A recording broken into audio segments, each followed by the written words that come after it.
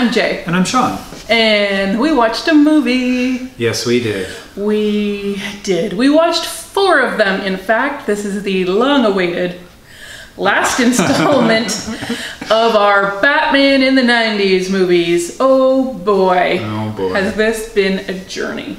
A journey straight to the bottom. Yeah. So here we are at the last one, Batman and Robin, which came out in 1997 and killed the franchise. Yeah.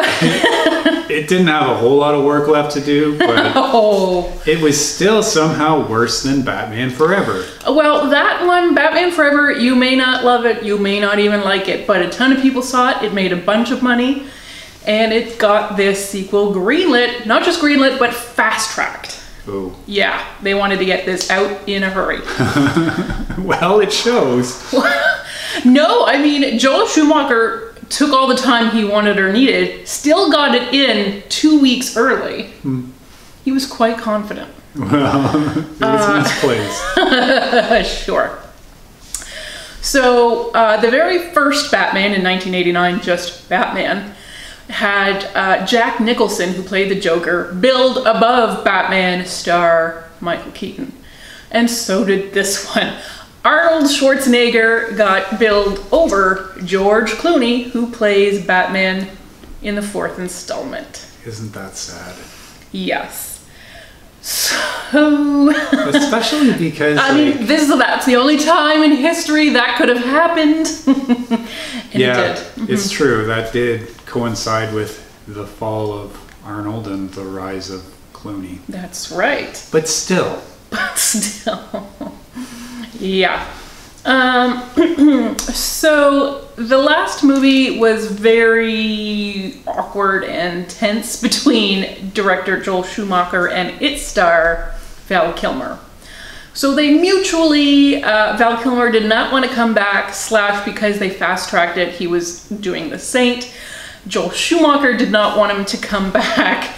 So it was good on both sides, I guess, that they parted ways. Just not so great for George Clooney. Well, it was great for George Clooney, actually. Was it? Yes, it was. Okay. We'll get into that. All right. Chris O'Donnell is back. Yeah. He was Robin in the last one. He is Robin again. Robin. He still is. Uma He's still Thurman. living with his not father. His creepy adopted man. Who's now a different guy. Right. Yeah, that we don't really speak of. Well, no, we won't. Don't mention that, Sean. It's rude. Don't even look him in the eye. Look him in the chin. That's what it's all about. Fair. I think it was Roger Ebert who said, anyone can be Batman, it's only about the chin. Does this prove or disprove the theory? I don't know, but George Clooney does have quite a nice one.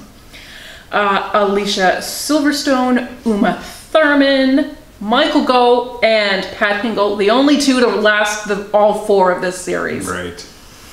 Elle Macpherson. Oh yeah. And Vivica A. Fox. Or Bruce Wayne's boyfriend. Or girlfriend. Yes. Yes. And Vivica A. Fox. I don't remember her. Yeah, she's like one of Mr. Freeze's lackeys. Oh, okay. Ms. Behaven. Okay. Yeah.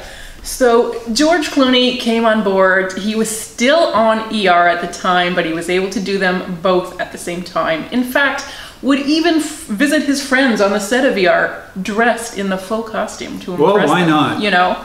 Yeah. I mean...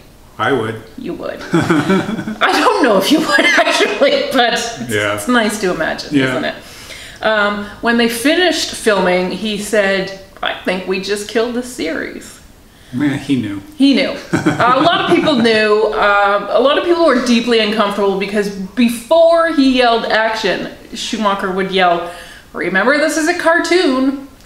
But of course, Schumacher didn't even want it to be as cartoony as it is. It is, of course, the studio who were pushing to make this family-friendly and toyetic, to push that merchandise and sell those toys. Don't they know?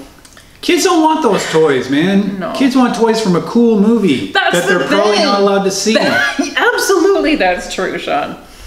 So, George Clooney has no regrets about making this movie because he does credit it for springboarding him from TV star to movie star. Okay. And he has not looked back. No, he definitely has not. However, he does think it was the biggest break of his career and the greatest waste of money ever. Oh, for sure. And he has been known to, out of his back pocket, refund people who mention that they saw it in theaters. Because nice. Yeah. he knows it's bad. But it made him really a lot of money. Not being paid for that movie, but for everything since. Yeah. Although he would have broken out. I mean, well, it's George Clooney. How could you not, right? Exactly. And everybody else, like Chris O'Donnell and Alicia Silverstone, and even the director himself, all experienced career slumps after this movie came out. And somehow George Clooney got massive. So, you know, if it was meant to be. If you're George Clooney, nothing's going to stop you. Right. Not even this. Not even Batman. That's right. So, let's talk about the script, because I really... Was there even a script? Yes, there was. And that script contained 27 ice puns. Oh, most of them made it into the movie, I think. Yeah. I think that's like every single line that Schwarzenegger says is a pun. Well, that's the thing. And that's all he says are just like catchphrases. Everything is just a cheesy pun. Yeah. And actually, there were more of them in the trailer that didn't even make it into the movie. I don't know why he thought this was a good idea. That's a good question. Like, he has... And somebody should ask him about it. Yeah, someone should. I know it's because like 20-some years later, but we need answers. Well, why did he do this? Mm-hmm. And why did he, like, go along with these terrible lines? Because he, like, you know, it's kind of his thing, but not like this. Not like this. And I mean, he, after playing Terminator, he said he never wanted to be a bad guy ever again. So he came out of bad guy retirement to play this. Yeah. But you know what? Let's just remember that English is a second language. And although this movie really stunk up domestic box offices, it did quite well overseas. So it doesn't matter if you have a shit script if your action is good, and that's all people could really pay attention to. So but I think the action isn't good. Well, no, but it's you know. All right. You're not losing as much in translation if you don't have much of a story to begin with. That's true. Maybe the puns translated better. Maybe they did. Or maybe they took them out and just didn't tell us. Yeah. So who can we blame for this script? His name is Akiva Goldsman, and I think we should remember that name because, ouch, this script was painful, I have to say. It's ridiculous to watch this movie. He went on to write A Beautiful Mind, I, Robot, The Da Vinci Code, and The Dark Tower. Okay. So he's got kind of a mixed bag there, doesn't he? Some decent ones, though, which is surprising. It is surprising. Okay, so there's a lot of movie trivia for this one, for all Batman movies, of course, because Batman movie nerds are going to track down every single thing. Batman and Robin, there's not a lot of nice stuff said about it. No. Number one, Bob Kane, who created Batman, died a year later. Probably because was it unrelated? We can't rule it out, broke guys. His heart. Yeah, broke his little heart. You might notice in this movie that Batman limps quite a lot, particularly in like the freeze rocket scene. George Clooney injured his lower leg while playing basketball. So they had to cut the boot off of his uniform, off of his bat suit, excuse me, so he could wear a cast. Oh. So he's not shot from the full body a lot of the time. And he is, in fact, limping around. 2 extras were arrested and then summarily fired for trying to sell secretly filmed footage of this movie. Why is there such demand for this? It was 97, so like you didn't even have cell phones. No, no, you'd have to have like a big video camera. Blatant, yeah, exactly. When they asked the cast which one item would they like to take home from this set, Arnold wanted to bring home Mr. Freeze's armor. Oh, I thought he would have gone with the gun. But, okay. Okay. Uma Thurman wanted to take home Ivy's flower throne. Oh, yeah. Elle Macpherson just wanted a hat. And George Clooney wanted Elle Macpherson. Yeah. No word on whether that happened. It's a little, I'll tell you why it's certainly not a Me Too answer. It's a 1997 answer. And it's a little complicated because at the time, George Clooney was dating actress Vendela Kirsebone. Wow, that's a mouthful. Yeah. You may recognize as playing the dead wife of Mr. Freeze in this movie. Oh. Yeah. Yeah. You know Nora, who's floating in that she's in the tank. That was George Clooney's girlfriend. Oh, that's And he still chose Elle Macpherson. Well. Anyway, say it with flowers, George. In 2010, Empire magazine voted this #1 in its 50 worst movies ever. Yeah, I don't even think it should have been #1 because it doesn't deserve to have that prize either. Oh my gosh, that's a strong... I know it is. That's a strong set opinion I don't think it's there. the worst movie ever. Okay. But it's really bad. It's pretty bad. David Duchovny was considered to play Batman. I mean, that would have been more fitting. Okay. He was also considered to play Batman 10 years later for Batman Begins. Ooh, Yeah. I'm glad that didn't happen. He got considered twice and turned down twice. Well, Sorry, David. Congratulations, sort of. Sort of. It's Slash like being way the to dodge a #1 bullet. worst movie. Yeah. Tim Burton had no involvement in this one. So he was directing the first two. Then he was like, I hate the way they're doing this. He was like an executive producer, I think, on the third one. This one, he didn't want his name on it at all. But at the time, he was working on a script for Superman Lives. Oh, yeah. That was a mess. This would have been a shared universe where George Clooney would come back to play Batman and Nicolas Cage would be playing Superman as his whole life has quested to this one role.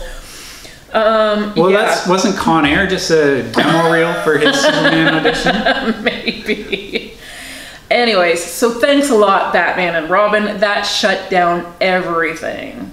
It was so bad, so panned.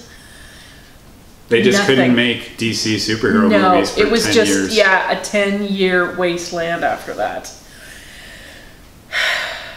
Anyways. We've talked a lot in our previous videos about the bat suit and how people like to complain about wearing it. So this time around, George Clooney was wearing a 50-pound rubber suit with a 40-pound cape that attached to the headpiece. Oh. And this was actually lighter because they were making it with a light foam rubber.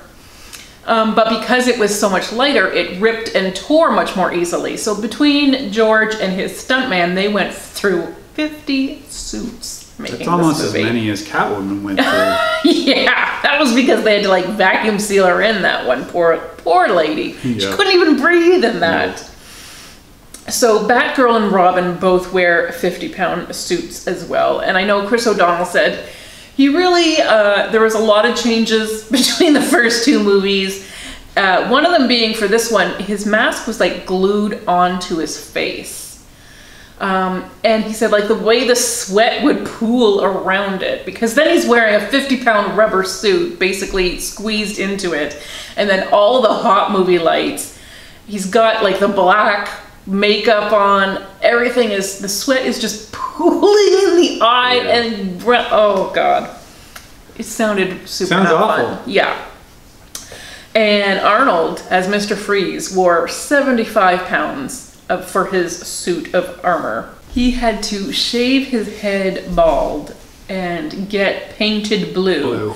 And put on those contact lenses. Oh yeah. Yeah, so that's several hours a day in the makeup chair.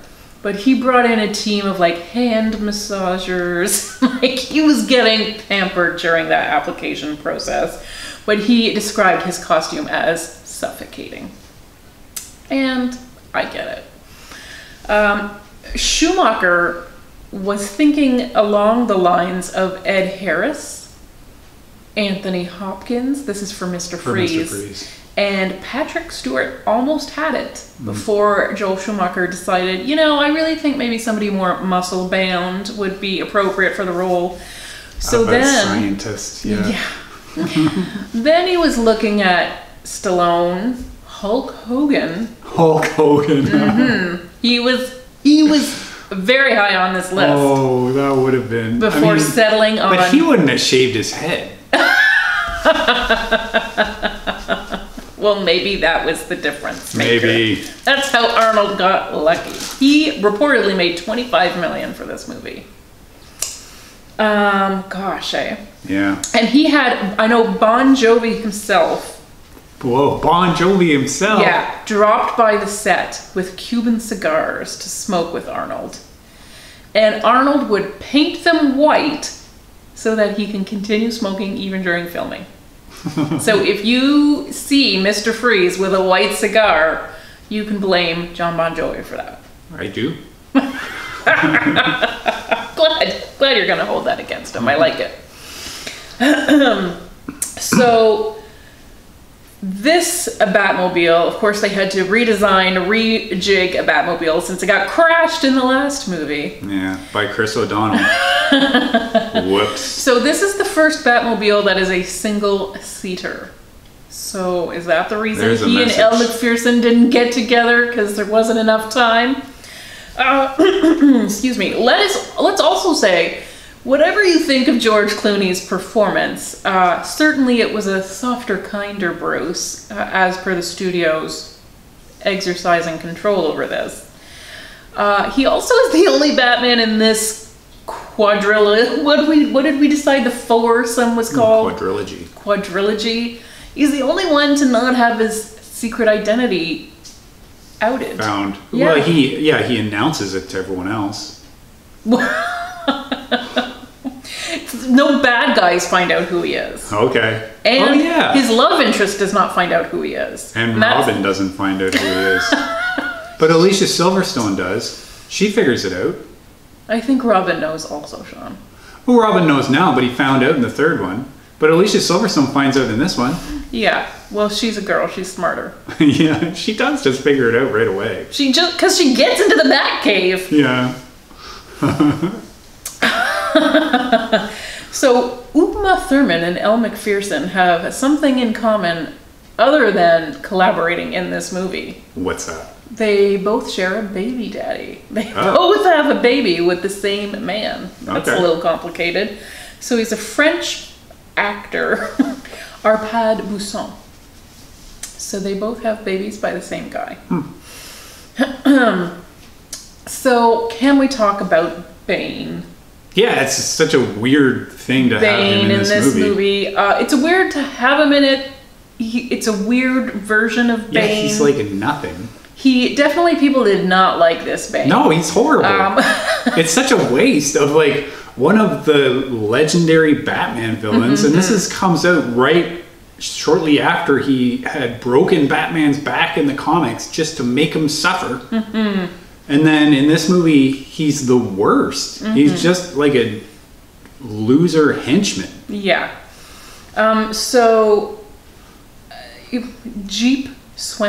Robert Jeep Swenson was cast in the role. At the time, he had the record for the biggest biceps.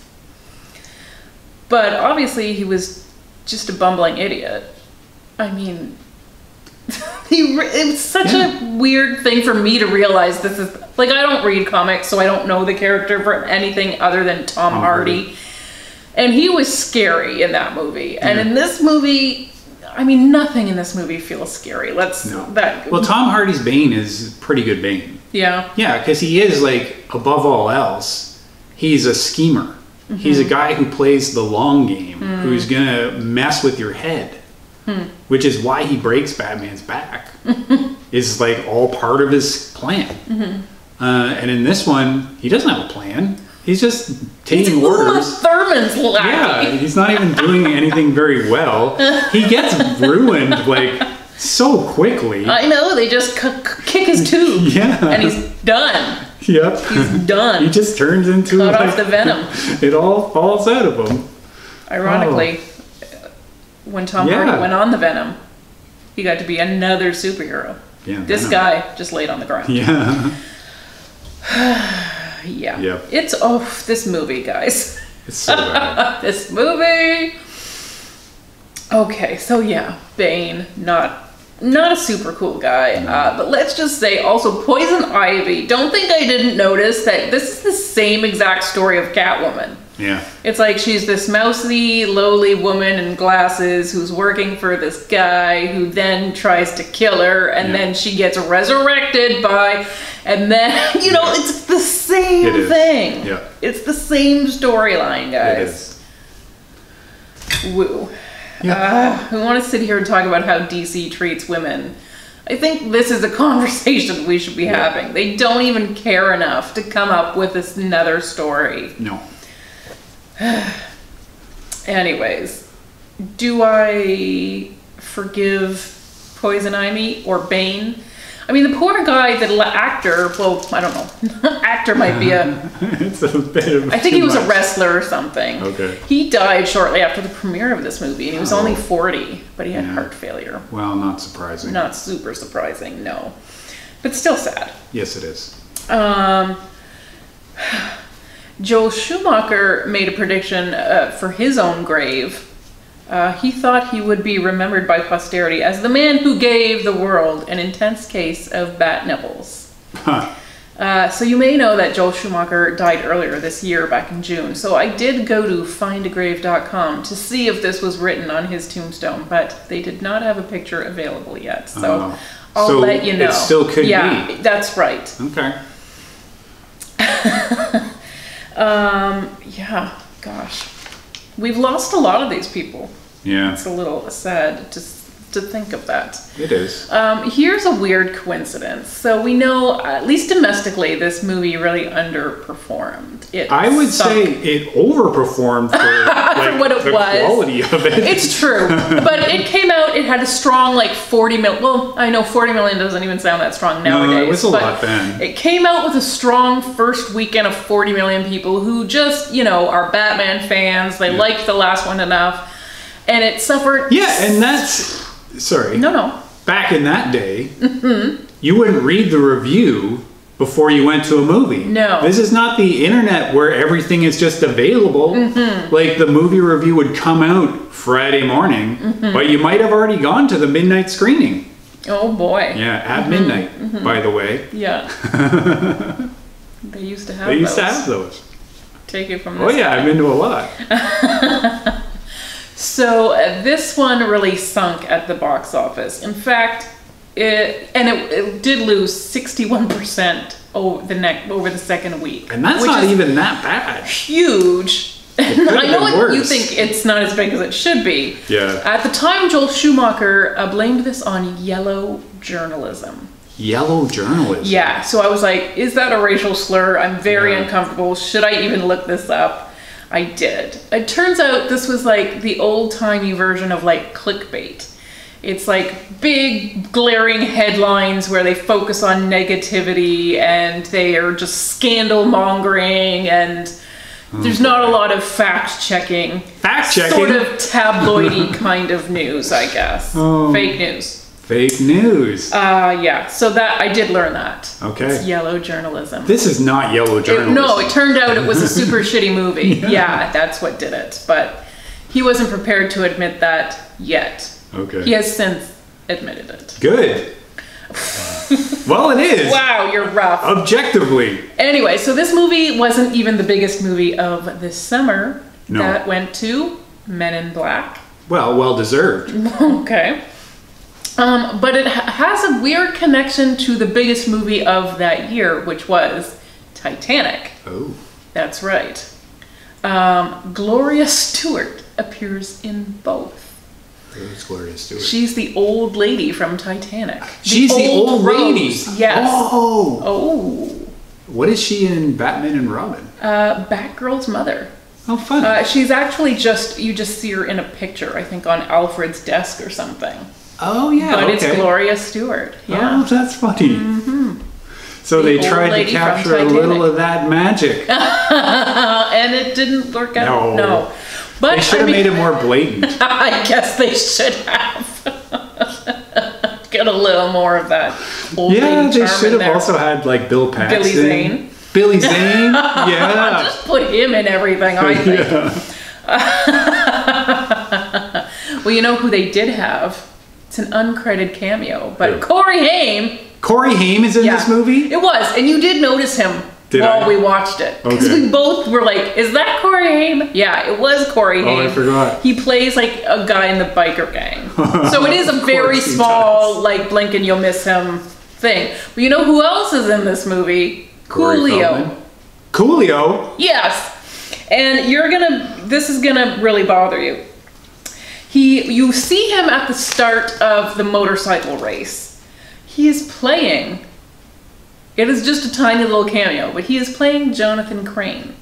Oh. And he was supposed to come back in the sequel to this one and play the Scarecrow. Oh, that does bother me. Yeah, I thought it would. I'm up for Coolio Scarecrow. Uh-huh. Yeah. And they would have, like, Jack Nicholson would have come back because Scarecrow does, like, hallucinations of all the other villains. So they could have had, like, Michelle Pfeiffer back and Jack Nicholson. They had big plans. They had big plans, guys. Coolio. It never would have worked out. Coolio. I mean, this could have been, Nicolas Cage could have been in it as Superman. Yes. It could have really been something. It could have been something. Yeah. Better that it died. So, we talked about George Clooney being a softer Batman. But I think we also have to talk about the villain being quite a bit softer. Oh, yeah. In fact, is Mr. Freeze an anti-villain? I don't even know if that's a thing. We talk about anti-heroes, which Batman, in his usual vigilante. is. But is he an anti-villain? Because he's out there stealing diamonds. That's actually the crimes he commits.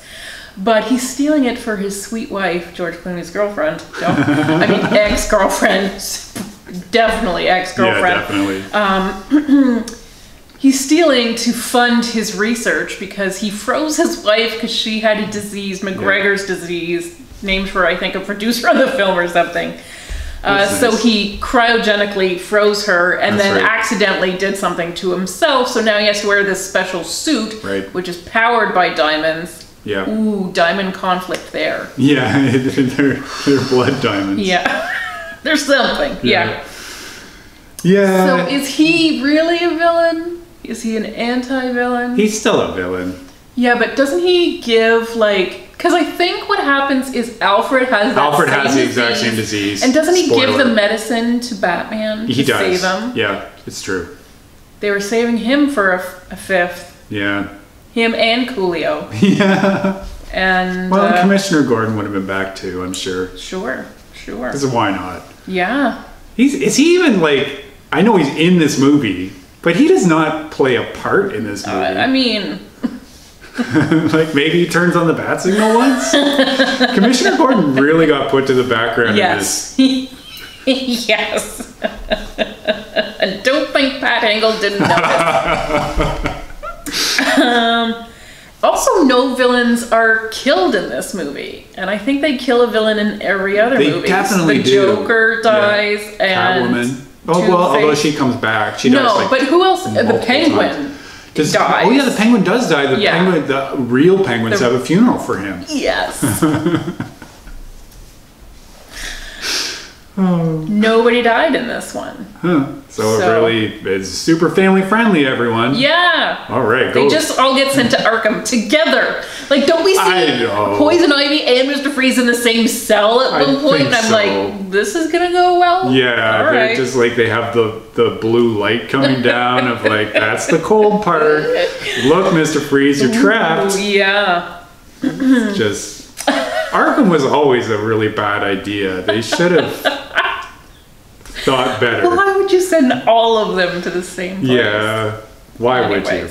It's It's crazy, guys. Yep. It's because they need treatment. And what better place than Arkham Asylum? Yeah, being treated by Coolio. That could have happened. Almost did. Okay, so this movie did manage to win an award. Oh. I know you're surprised. This is the first Batman movie that didn't get nominated for any Oscars, sadly. Yeah. I mean, that's a little surprising that Batman Forever got nominated. I mean, I'm sure it was just... But you know, nothing, exactly. But still. It won a Grammy for the Smashing Pumpkins. Oh, that is actually a good song. The end is the beginning is the end. Yeah, that's right. So they won the Grammy for Best Hard Rock Performance. Okay. Yeah. But that's one of those things. That's like George Clooney becoming a movie star with or without this movie. Yeah. That song would have been good with or without this movie. Yes. Other songs on the soundtrack include Lazy Eye by the Goo Goo Dolls. Oh, yeah. Revolution by R.E.M. I don't remember that one. Gotham City by R. Kelly. R. Kelly. Jeez. And Look Into My Eyes by Bone Thugs and Harmony. Oh, Bone Thugs. So there you go. You know what? I said that they only won one award, and that's not technically true. Well, they won Worst Movie of All Time. Sean is still puckered about that. One area of this film that some reviewers felt that they could praise, there was not a lot in it that they even wanted to admit to even remotely liking. But some people felt that Uma Thurman did a good job as Poison Ivy, in that she embraced the campiness and really went over the top in her femme fatale portrayal. So, all right. You could see that, right? I mean, she is not the worst thing about this movie, or even close.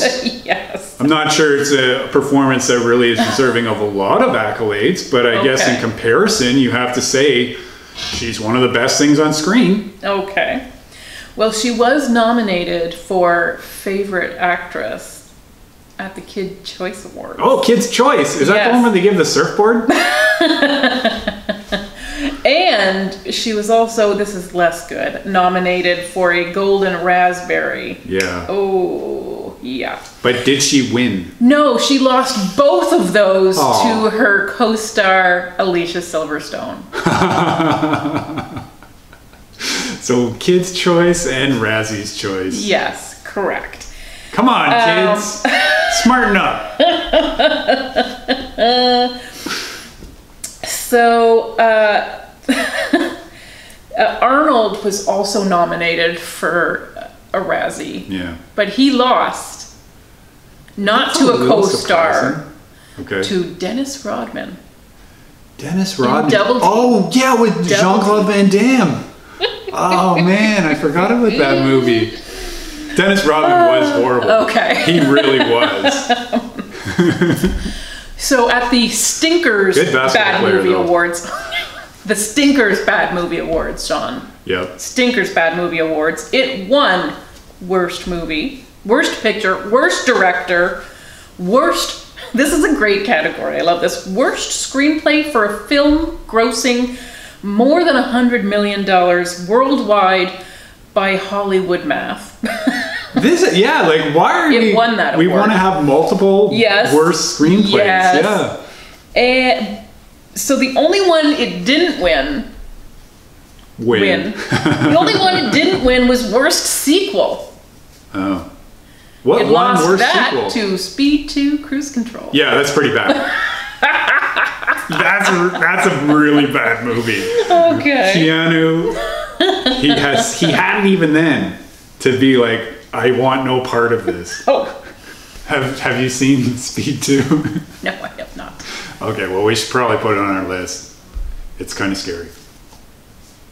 So the Stinkers Bad Movie Awards, they just love bad movies so much. They put out a list of the 100 worst movies of the 20th century. So, of all time at that point. Correct. And you'll be happy to know, I guess, that it did not make number 1 on this list. Okay. You said it wasn't number 1, and they agreed. It's number 3. Yeah, that's probably of all time. Pretty close. Yeah. So what beat it? Well, was it? Beat it? Yeah. Was it the Ed Wood movie? No. It wasn't. Coming in at number 2. Okay. Wild Wild West. That is bad, but I don't know. I don't think that's worse than Batman and Robin.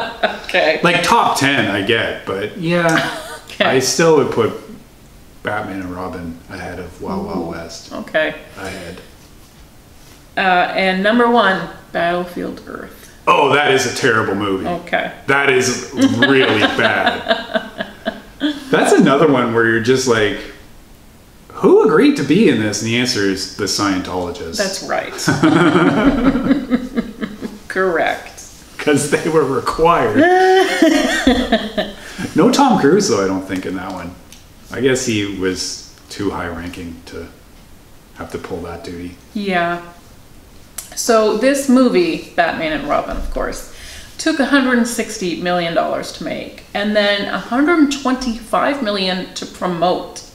Yeah, that's crazy, but That's they a lot had to of pay money. someone to put his face on their cups. They paid Taco Bell. Yeah. That's who did it. You know, McDonald's didn't even want any part of that. Oh, gosh. So, but it did make $230 million worldwide. So people who didn't speak English liked it a little better than the people who had to suffer through that terrible script. So it still made a profit, if you do the math. It still made a profit. It was the WB's biggest movie that year. Okay. So we do feel a little sorry for the WB. But it was so bad that, yes, it trashed the franchise. Yeah. And nobody talked about making another Batman movie for quite some time. No. And no, and that's true. It when didn't they even talk about it. They did a complete 180. Yeah, they did. They realized, like, oh. They're like, let's make actually a good This Batman. is not a Batman kind of movie that people want to see. No. That's not the Batman That's people not Batman. knew. Exactly. It's not the Batman people Batman's knew. So super you're dark. Batman's been alienating super the dark base. since the 60s. Yeah. And then, so who else is going to go?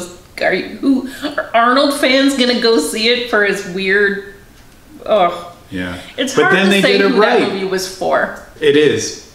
But it was all worth it to get to Chris Nolan's Dark Knight trilogy. Mm-hmm. Yep. I know you love that. Oh, it's the best. Good. Well, I am relieved. This puts an end to our series, our stupid 90s Batman movies. What will we take on next? Yeah. I mean, we can only go up from here, I feel. That's true. So no matter what we decide to watch and review, it's not possibly going to be worse than that. Unless do it's Wild Wild West and Battlefield Earth double feature. They don't really even go together. Like, No, I'm pretty sure right. that list is the only time they're ever rubbed shoulders. That's true. Yeah. Totally different movie going experiences. Yes. So thank you so much, guys, for hanging on and making it through all 4 of those with us. Be sure to check out the others because we really do lay the whole series out in a way that has probably never been done before because there's so little demand. No, I don't know who else would have devoted as much research as you did to picking out so much crazy stuff about all these movies. That's right. It's not just about the bat nipples, but it is certainly about the not about them, yes. Thank you so much for watching, everyone. Have a lovely day. Bye-bye. Bye.